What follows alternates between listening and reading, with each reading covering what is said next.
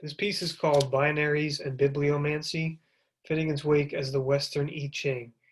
My name is Peter Quadrino. It begins with a few quotes from Finnegans Wake. Follow my little psychosynology, poor armor and sling slang, auspicium augurium, read, write, reckon.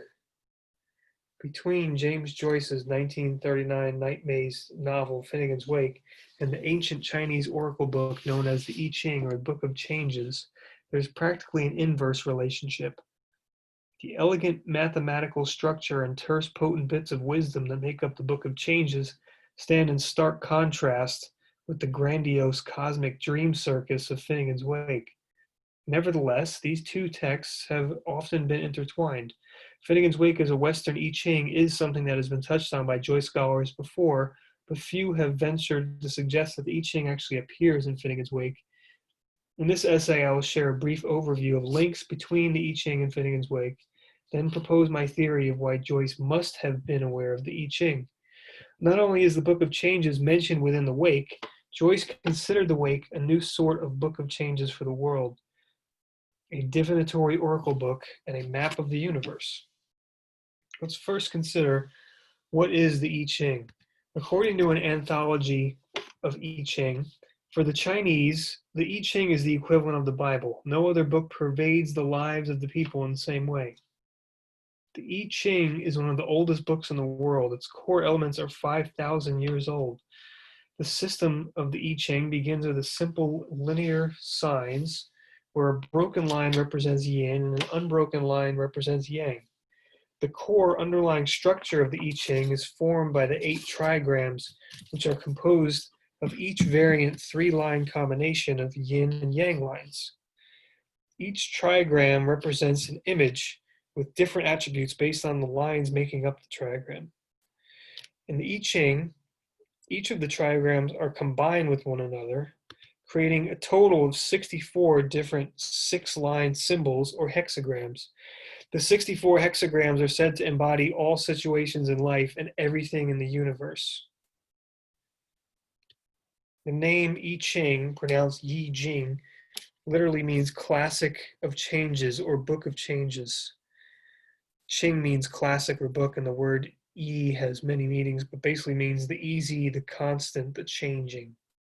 The I-Ching is used as an oracle for consultation, but it is also viewed as a coherent system of the cosmos. It is the oldest among the Chinese classics and serves as an important text for both Taoism and Confucianism. It's revered by mystics and practical folks alike. The I-Ching has been an important text in the Eastern world for millennia, and yet the material of the book itself, so full of cryptic, dense aphorisms and parables, leads to it being described in the same impossible to understand terms as Finnegans Wake. This description from Richard Wilhelm could easily be seen as a description of Joyce's Wake. Still, no matter how mystically or scholarly inclined a person may be, he cannot simply settle down to a reading of the I-Ching and hope to understand it. The text is more often than no obscure. It refers to matters that are incomprehensible. It suggests symbols from another time and place. The language is terse and befuddling, and there is no unified and systematic exposition of a comprehensive worldview. The list could be prolonged. Moreover, the book is a puzzle, even if a tantalizing one, not only to Westerners. According to one Chinese authority, no Chinese scholar for the past 2,000 years can honestly claim to have understood the I-Ching. Nobody can honestly claim to have understood Finnegans Wake either, yet it remains literature's most tantalizing puzzle and has served as a handbook for navigating the universe for many. Some authors have touched on echoes between Finnegans Wake and the I-Ching, most substantively Robert Anton Wilson, who in his book Coincidence explored what he called an isomorphism, a correspondence between mathematical groups, between the Sigla family in Finnegans Wake and the foundational structure of the I-Ching. The cosmology of I-Ching could be seen to emanate from the Tao, or no mind, into the binary yin and yang opposites, and each of those are further split into binaries. While in Finnegans Wake, as Robert Anton Wilson argues, the backwards E sigla parallels the non-local no mind of Tao. In this case, E would be the ego, the W-looking E would be the personal unconscious, the M-looking E is the collective unconscious, and then the backwards E is non-local no mind, out of which comes the Wake's binary pair of Earwicker, represented by the E sigla, and Annalivia Pluribel, represented by the triangle sigla. And those further emanate into the binaries of Shem and Sean, the twins, and then the daughter Isabel and her mirror twin. That's the Isabel sigla that looks like a broken I or a sideways T. Alongside the Wake and the I-Ching as isomorphic systems, Wilson includes the binary notation of Gottfried Wilhelm von Leibniz, the ones and zeros that remain the basis for our computing systems. Leibniz marveled at the parallels between his system and the ancient Chinese cosmology, such that his first article on binary arithmetic actually mentions the I-Ching in its title. Explanation of binary arithmetic, which uses only the characters 0 and 1, with some remarks on its usefulness and on the light it throws on the ancient Chinese figures of Fu Xi. Fu Xi was the legendary creator of the I-Ching. Leibniz, a German philosopher and mathematician, was one of the first European intellectuals to become enamored with Chinese philosophy, having read texts translated by Jesuit missionaries. These systems of thought influenced his, and the binary system eventually became our modern computers. Leibniz was essentially the first computer scientist.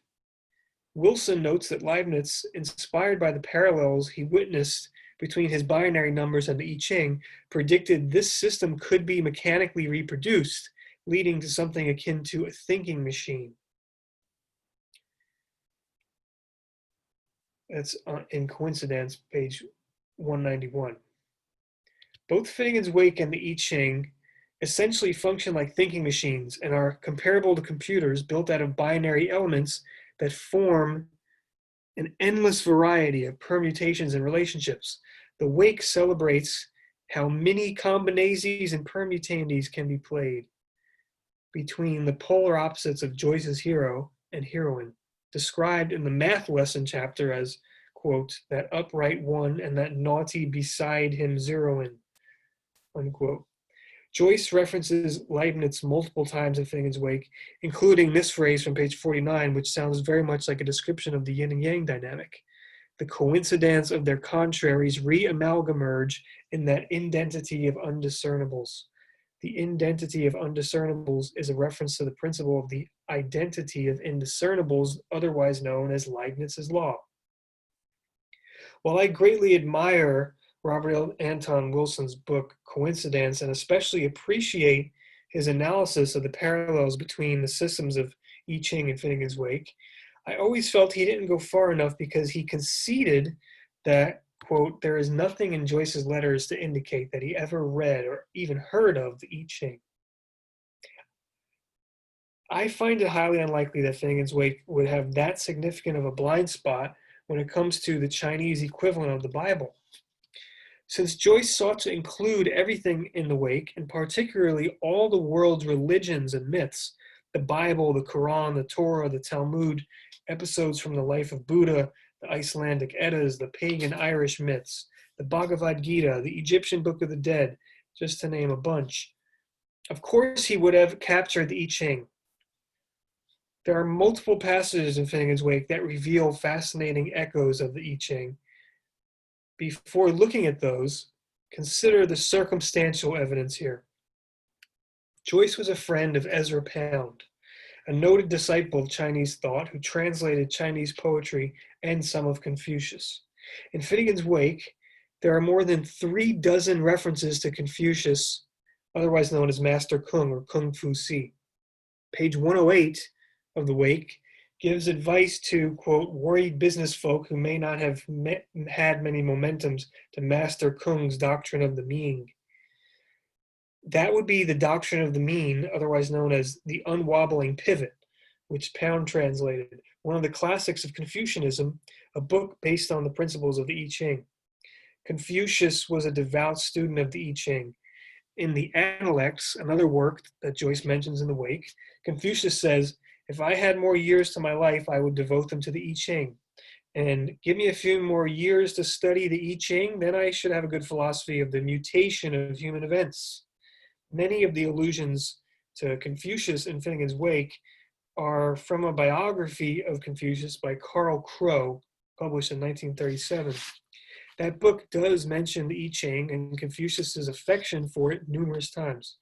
Joyce added most of the Confucian material to the Wake in the later stages of its composition, but as amply demonstrated by Cordell D.K. Yee in his article Metempsychopsychosis, Confucius and Ireland in Finnegans Wake, Joyce embedded references to Chinese culture and philosophy right from the beginning of the process of writing the Wake, and even sought to identify Ireland with China.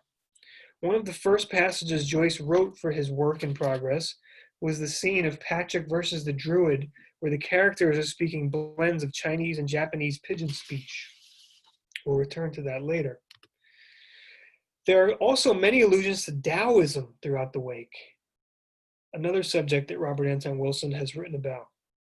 There are multiple instances of Joyce punning on the name Lao Tse, the ancient philosopher who wrote the Tao Te Ching. A phrase on page 29 appears to be a striking image of the Tao, the twin turbane Tao. This conjures the image of the twins yin and yang as two turbines or two spinning turbines, opposing yet complementary forces that embody the Tao. There are numerous passages in Finnegans Wake that sound like descriptions of the yin and yang relationship because the world of the Wake is a world of polar opposite forces that revolve and evolve and somehow hold everything together. Quote, equals of opposites evolved by a one same power of nature or of spirit and polarized for reunion by the symphysis of their antipathies. End quote. The coincidentia oppositorum, or the harmony of opposites. It's often said that words cannot capture the essence of Tao, especially not in translation, but I think these three words from page 308 of Finnegans Wake come about as close as you can get. Biomutualism, interchangeability, naturality. The resonance of the world of Finnegans Wake with Chinese philosophy is fascinating, whether intentional by Joyce or not, but it seems implausible to suggest that Joyce did not have knowledge about this material. According to Roland McHugh, the Bagua appears on page 476, when the four old men are referred to as the Bagua Quiesters. The Bagua are the 8 trigrams represented in an octagonal shape.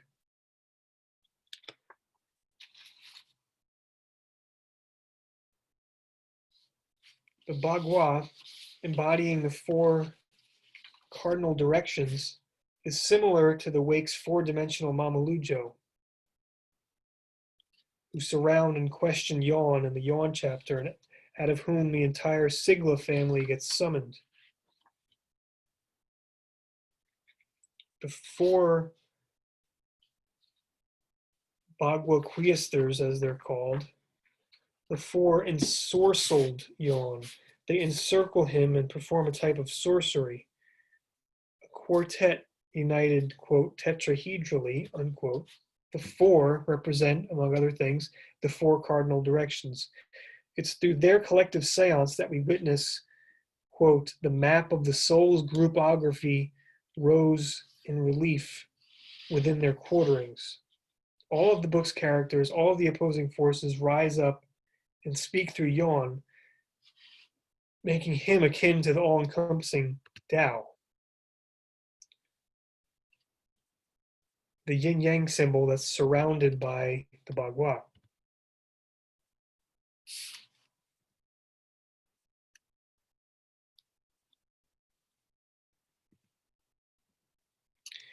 Knowing that Joyce made reference to the Bagua, the eight trigrams, the Tao, Lao Tzu, Confucius, and even Leibniz, certain other passages in the Wake that could be heard to chime with echoes of I-Ching now ring louder.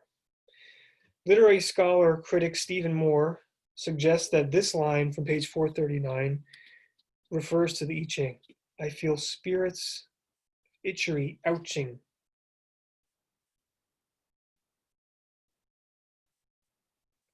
More substantially, on page 608, there's a paragraph that references the I-Ching. As the dreamer of the wake begins to stir with morning approaching, his mind drifts to breakfast and morning tea, and we get a conflation of divination through tea leaves, the book of changes, and tea with milk and sugar. The line on page 608 is, that magic moaning with its ching chang chap shuge cow lao milky muchy, bringing Becker bros, the brew with the foo chore in it. First notice Ching Chang could be a pun on the Book of Changes or I-Ching, where Ching is book and Chang is change. Other parts of the sentence echo this theme. The word chap immediately after Ching Chang suggests chapbook, re-emphasizing Ching Chang as a book. There's an echo of Tao in the spelling of cow, and Lao Tzu and Lao, while it's also cow's milk for tea.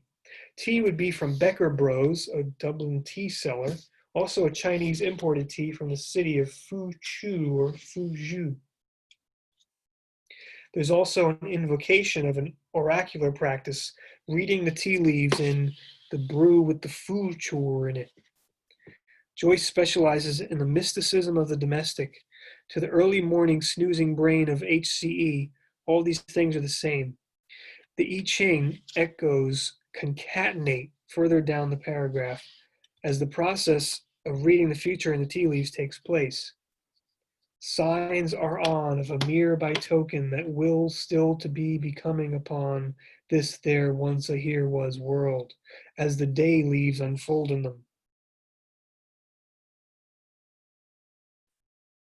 The mention of by token here corresponds to the practice of consulting the I-Ching by tossing 3 tokens to generate the hexagrams. Reading the tea leaves portends this promising future. The week of wakes is out and over as a wick, weak, woking from innumerable Asias unto fierce force fuming, tam tam tam tam, the Finnegans wakes. The appearance of Asia punctuates the presence of Chinese divination elements here on the paragraph on 608. That phrase on 608, Ching Chang Chap Shuge, recalls a line from earlier in the book from page 299. Pure Ching Chong idiotism with any way words all in one soluble. Within what sounds like racially insensitive humor, Joyce not only packs deep meaning, but also a reverential accordance and identification with Chinese culture. Cordell D.K. Yee's article on metempsychopsychosis showed how Joyce sought to convert Ireland into China. When Joyce refers to Ching Chang Chap Shuge or Chop Suey and pure Ching Chong idiotism, he's describing the language of Finnegans Wake itself. If you look at the debate between Patrick and the Archdruid, which begins a few pages after the I-Ching paragraph on 608, the Druid speaks in a rich, playful pidgin Chinese that is, according to Joyce, a defense of the book itself.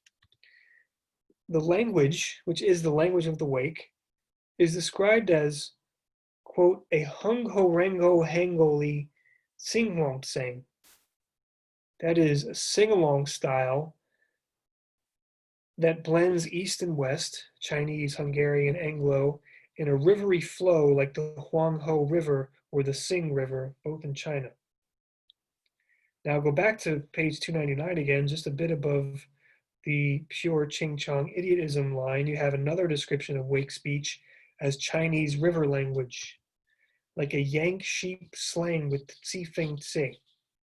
like a Yangtze River slang, and then Feng Sei combines a few different Chinese words together, including feng for seam and sei for word. But one of the subtleties that stands out to me in these descriptions of river slang is the prominence of the letter T in Xinglong Tsang and Feng Sei. This stands out because of the Wake's preoccupation with tea, or tea as the letter T, or tea as in the beverage, as a rich, multifaceted symbol. Tea in Finnegans Wake has many different connotations. We already saw it associated on page 608 with divination using tasseography, or reading the tea leaves. It also represents the river goddess and Olivia Pluribel. The letter of ALP has a T stain on it. Her final monologue that ends with "the" echoes the French word "thé" for tea. The sedimentary river is often described as being brown or the color of tea. The paragraph on page 608 that is all about reading the tea leaves, or thick leaves, or day leaves, seems a precursor to ALP's closing monologue later in the same chapter, which begins, "I am leafy speefing." Only a leaf, just a leaf, and then leaves, she says. The surface of the tea-colored river is covered by leaves. The river is Joyce's ultimate symbol of the universe. Everything always seems to come back to the river. We refer again to that line on page 299, pure ching-chong idiotism with anyway words all in one soluble. Everything dissolves into one soluble, all in one, the ultimate river. All the endless varieties of the universe spring from one source, one soluble, and dissolve back into it in a flowing cycle. It's fascinating how important the river symbol is in Finnegans Wake in the context of what we've been discussing, because in Chinese, the terms yin and yang actually mean the opposite banks of a river. Yin is the shaded, damp, cool south bank. Yang is the dry, sunny north bank. The legendary originator of the I-Ching, named Fuxi, is said to have first derived the 8 trigrams from the markings he saw etched on the shell of a turtle that he saw crawling out of the Yellow River. That diagram he conceived was called the Yellow River Map. Thus it is said that the I-Ching sprung out of nature. It contains the rhythms and patterns of nature within it. This resembles the ecological world of Finnegans Wake, which Anthony Burgess considered to be, quote, as close to a work of nature as any writer ever got.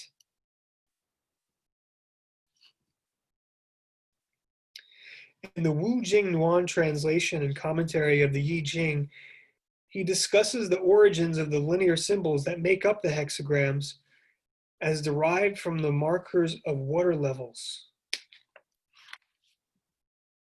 On riverbanks, there are gouged holes and flood lines showing levels the river water had previously reached. This may have been the first reason to draw lines as symbols of limits and boundaries. They were records of past levels and portents of future levels. One use of the lines of the trigrams and hexagrams may have been to measure water levels. This may be why the lines of the hexagrams are drawn in ascending order and numbered accordingly from 1 to 6 from bottom to top. These linear symbols linked to the natural world call to mind the Ogham alphabet of the Irish Druids.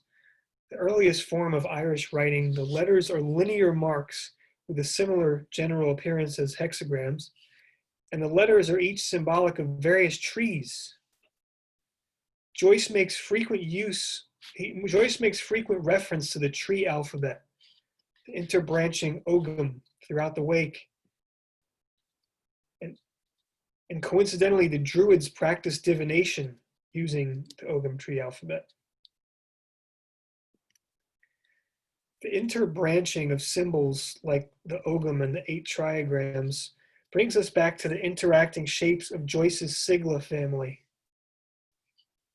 Another resonance between pages 299 and 608 of the Wake is that both are focused on the sigla. Following pure ching-chong idiotism with anyway words all in one soluble on page 299, there is the one and only time we actually see the sigla family in Finnegans Wake displayed. This would be HCE, ALP, ISI, the four, the book itself, Shalon, and Shem. Page 299 also references chemistry and the periodic table of elements, hinting at the splicing and fusing interactions of the sigla. On page 608, the I-Ching allusions are surrounded by descriptions of the sigla. When reading the tea leaves, we are interpreting the mysteries of these shapes and symbols, splicing and spinning and fusing and interacting with each other. The manner in which the tea leaves are deciphered resembles the approach to deciphering an I-Ching hexagram, reading the fates through the interaction of shapes and symbols. That's how we read Finnegans Wake itself. Our experience with each page is a reading of the tea leaves. The act of tasseography is a metaphor for reading the Wake itself. Joyce frequently provides hints or subtle instructions that this is how we should be approaching his book. There's a line on page 31 that sounds awfully like a description of reading the lines of an I-Ching hexagram. It asks, are those their fata, which we read in Sibylline between the phos and its nephos? The word Sibylline means having to do with prophecy or fortune-telling. Their fata, which we read in Sibylline, is fate, and the binary opposites phos and nephos are Latin for right and wrong, or possible and impossible.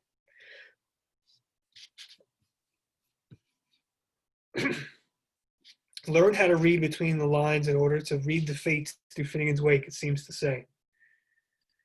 While Joyce espoused no certain belief system and consistently mocked most all belief systems, it is safe to say that Finnegans Wake is rife with mantic practices like divination and augury of all sorts. The book wants you to read it this way. Joyce had displayed some fascination with augury in his earlier works, but nothing like the scale of Finnegans Wake. The Wake outright instructs us to flip it open randomly and practice bibliomancy when it says, volve the Virgil page and view. The word volve literally means flip pages, and Virgil page refers to Virgilian sortilege, the ancient practice of randomly opening the works of Virgil for bibliomantic readings. The Wake alludes to Virgilian sortilege a number of times. Sortilege is casting lots or divining with a randomly selected item, i.e. generating I-Ching hexagrams by tossing coins. At the very least, the proliferation of these practices in the Wake gives a whole new meaning to the phrase lots of fun at Finnegans Wake. It also highlights the importance of the sacred coincidence in Finnegans Wake, much as with the I-Ching. Both depend upon the coincidence in time of this moment for the subject and this substance from the object. As Alan B. Ruck has observed, Finnegans Wake seems uncannily alive, as if it's aware you're reading it. The first time I attended a Finnegans Wake reading group was a fascinating experience. We gathered in a public library in Venice Beach, California, about 20 people in a circle. It was at the Marshall McLuhan Finnegans Wake reading group led by Jerry Fialka. The guy sitting next to me that night was jotting notes the whole time, and when he shared them at the end of the group, I was stunned to hear him alluding to current events, things like Bush and Cheney and oil wars in the Middle East, and even the upcoming Super Bowl matchup. I'd never experienced this type of interpretive creativity before. I later realized that this man had written an article in the James Joyce Quarterly entitled Confessions of a Wake Fiend, Bibliomantic Readings of Finnegans Wake, where he described his experiment with consulting the Wake daily as a divination manual, much like the I-Ching, encountering numerous precognitive Wakean observations about the present moment. I now experience this type of thing a couple times a month when our local Finnegans Wake reading group convenes. Reading the Wake proliferates these connections and coincidences. Commentators like J.S. Atherton and George C. Gibson have asserted that Joyce saw himself as an Irish prophet, a poet-seer in the Druidic tradition. Right after the publication of The Wake, Joyce marveled at the book's prophetic powers in foretelling world events. As funny and silly as The Wake is, his sense of its propensity for prophecy was no joke. He knew he was building a thinking machine that would stay as modern as tomorrow afternoon and in appearance up to the minute.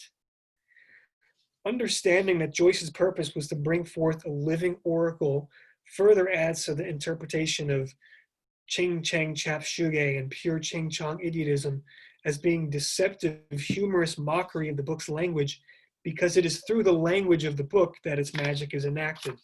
A fusion of East and West, ancient and modern, that grants the book its powers, because just like our computers operate through a binary system that originated with the ancient I-Ching oracle, the Druid speech of Finnegans Wake allows us to learn from that ancient tongue to be middle old modern up to the minute.